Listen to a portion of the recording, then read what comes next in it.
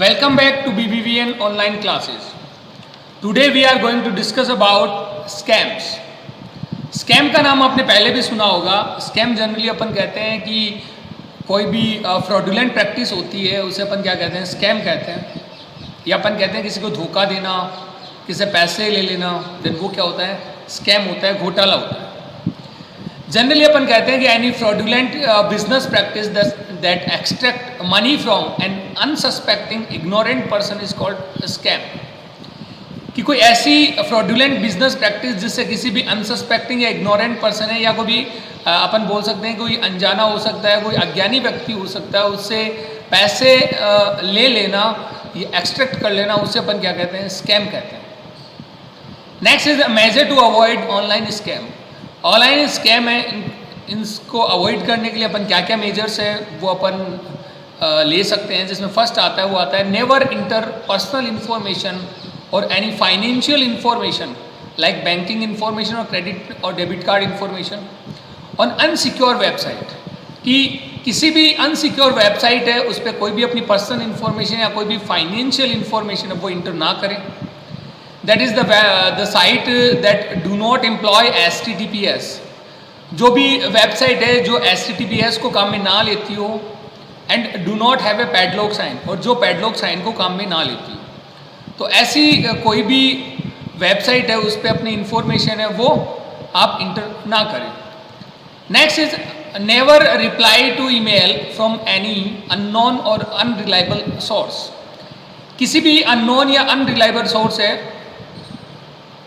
उससे आप जो भी ईमेल्स आते हैं उस पर आप रिप्लाई ना करें. Never click on any link that you have received in your email even you if you know the sender. आप किसी भी लिंक पे क्लिक ना करें. अगर आप किसी सेंडर को जानते भी हो तो भी आप उस ईमेल के लिंक पे क्लिक ना करें. Rather open a web browser window and type the URL yourself then clicking on the email link in the mail. कि यहाँ पर आप क्या करें कि कोई भी ब्राउजर विंडो ओपन करें, उसमें अपना URL डालें और उसके बाद आपको जो भी ईमेल आता है उस लिंक पे क्लिक करें. Never respond to an email और advertisement claiming you have won something. कि किसी भी ऐसी एडवर्टाइजिंग ईमेल है उसको उस पर क्लिक ना करें या उसका रिप्लाई ना करें जिसमें आपको कुछ भी अपन कह सकते हैं कि कोई भी ऐसी इन्फॉर्मेशन है जिसमें आप कुछ वॉन करते हो, या अपन कहते हैं कि जैसे अपने पास बहुत सारे ऐसे ईमेल आते हैं कि you won Apple iPhone, like ऐसी कोई भी ईमेल आती है तो उसको अपन को रिस्पॉन्ड नहीं करना चाहिए, उसका रिप्लाई अपन को नहीं करना चाहिए. या कोई भी उस पर लिंक आता है तो उसको ओपन नहीं करना चाहिए. तो ये कुछ मेजर्स हैं जिनको अपन यूज करके ऑनलाइन स्कैम उनको अवॉइड कर सकते हैं. The next is illegal downloads. Illegal downloading refers to obtaining a file for which you do not have the right to use or download from the internet. Illegal downloading क्या है कि अगर अपन किसी भी फाइल या किसी भी सॉफ्टवेयर को जिसकी आपके पास परमिशन नहीं है उसको आप डाउनलोड करते हो इंटरनेट के किसी भी सोर्स से, देन उसे अपन क्या कहते हैं, illegal downloads. It is downloading A pad digital item without making any payment and use an illegal way to download it. कोई भी जो पैड डिजिटल आइटम है उसको बिना किसी पेमेंट के या अपन कह सकते हैं इलीगल वे से डाउनलोड करना, वो सारा किस में आता है, इलीगल डाउनलोड्स में आता है. कहने का मतलब ये होता है कि बहुत सारे ऐसे सॉफ्टवेयर होते हैं, बहुत सारे ऐसे इन्फॉर्मेशन होती है जिनके लिए आपको पे करना होता है इंटरनेट के ऊपर, और आप उन्हीं जो सॉफ्टवेयर या इन्फॉर्मेशन को अदर किसी सोर्स से विदाउट पेमेंट या विदाउट परमिशन अगर अपन डाउनलोड करते हैं तो उसे अपन क्या कहते हैं, इलीगल डाउनलोड्स. जैसे बहुत सारे प्रोप्राइटरी सॉफ्टवेयर हैं जिनको आप नॉर्मली डाउनलोड नहीं कर सकते, पर इंटरनेट पे ऐसे सोर्स भी होते हैं जो आपको क्रैक वर्जन प्रोवाइड करते हैं, तो उनको अपन डाउनलोड करते हैं, यूज करते हैं, तो उससे अपन क्या कहते हैं, illegal downloads. A product is protected by copyright law cannot be downloaded, copied, reproduced or resold without their permission. कि ऐसे प्रोडक्ट जिनको प्रोटेक्ट किया गया है कॉपीराइट लॉ से, तो उनको ना तो अपन डाउनलोड कर सकते हैं, कॉपी कर सकते हैं, रिप्रोड्यूस करते हैं या रीसोल्ड कर सकते हैं विदाउट किसी परमिशन के. Next is child pornography. Child pornography defined as any visual or written representation including image, movies or text that depict or advocate sexual activity including a sexual molestation or exploitation of anyone under the age of 18. Child pornography ये कहता है कि अगर कोई person under as of 18 है, उसके किसी भी सेक्सुअल मॉलेस्टेशन या एक्सप्लॉइटेशन को रिप्रेजेंट करना या अपन कह सकते हैं उसकी वकालत करने की परमिशन आपको वकालत करना ही क्या है यहाँ पे चाइल्ड प्रोनोग्राफी है. तो कहने का मतलब ये हो गया कि कोई भी अंडर एज ऑफ 18 है या अपन कह सकते हैं कोई भी नाबालिग है, उसके कोई भी सेक्सुअल मोलेस्टेशन या एक्सप्लॉइटेशन का रिप्रेजेंटेशन करना, वो क्या है चाइल्ड प्रोनोग्राफी है, जिसमें अपन किसी भी इमेज का यूज़ करते हैं या मूवीज या टेक्स्ट का यूज़ करते हैं. तो ये सारा किस में आता है, चाइल्ड प्रोनोग्राफी में आता है. Information technology act 2000 and Indian panel code 1860 provide protection from child pornography. जो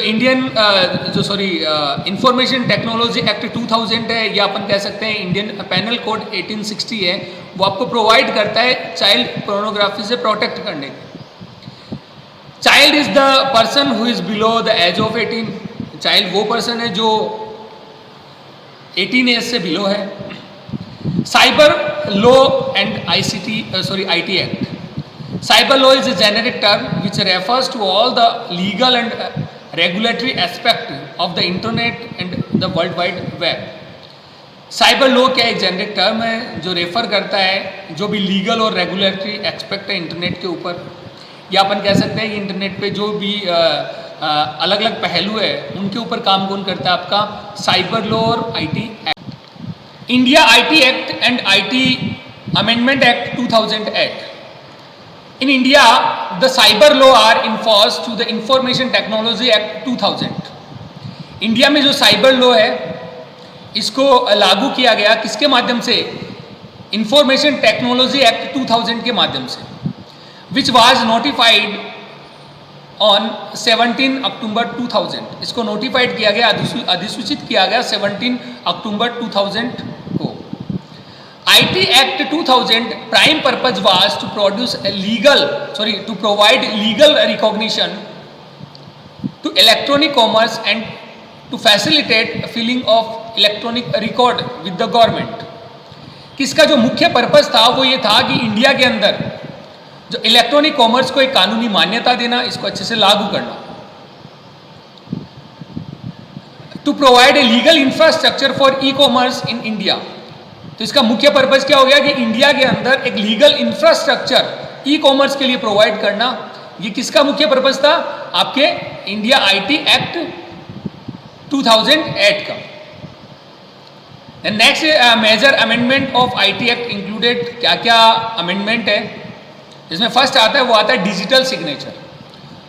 authentication of electronic record by digital signature get a legal recognition. कि जो भी आपके इलेक्ट्रॉनिक रिकॉर्ड है इनको प्रमाणित करना या उसको वैलिडेट करना. जो भी डिजिटल सिग्नेचर है, अपन देखते हैं जो भी अपने पास कोई भी सर्टिफिकेट आता है उस पर डिजिटल सिग्नेचर आते हैं, इट मीन्स वो क्या है, वो ऑथेंटिकेट सर्टिफिकेट है, इट मीन्स वो वैलिडेट है. Next is electronic governance. E-document get legal recognition. Document required as per the law by any arm of the government may be supplied in electronic form. कि कहने का मतलब ये हो गया कि E-document को भी यहाँ पे क्या किया है कि यहाँ पे भी इसको क्या किया है, कानूनी मान्यता दी है, इसको भी क्या किया, ऑथेंटिकेट किया है, इसको भी प्रमाणित किया है, इसको भी वैलिडेट किया है कि जब भी कोई गवर्नमेंट है वो इलेक्ट्रॉनिक फॉर्म के अंदर, जो भी गवर्नमेंट बॉडी है वो इलेक्ट्रॉनिक फॉर्म के अंदर कोई भी E-डॉक्यूमेंट जारी कर सकती है और वो क्या है, वैलिड हो. Next is offences and penalties. The maximum penalty of any damage to computer और computer system is a fine up to 1 crore. कि जो आपके मैक्सिमम जो पेनल्टी है जो कंप्यूटर या कंप्यूटर सिस्टम है उसको डैमेज करने की, तो यहाँ पे क्या है, अप टू 1 करोड़, 1 करोड़ तक ये पेनल्टी हो सकती है. तो ये अपना इंडिया IT एक्ट या अपन कह सकते हैं IT अमेंडमेंट एक्ट. और इसमें कुछ जो भी अमेंडमेंट है वो मुख्य मुख्य अमेंडमेंट है जो आपको यहाँ पे दिए गए हैं, वो है डिजिटल सिग्नेचर, इलेक्ट्रॉनिक गवर्नेंस और ऑफेंसेस एंड पेनल्टीज।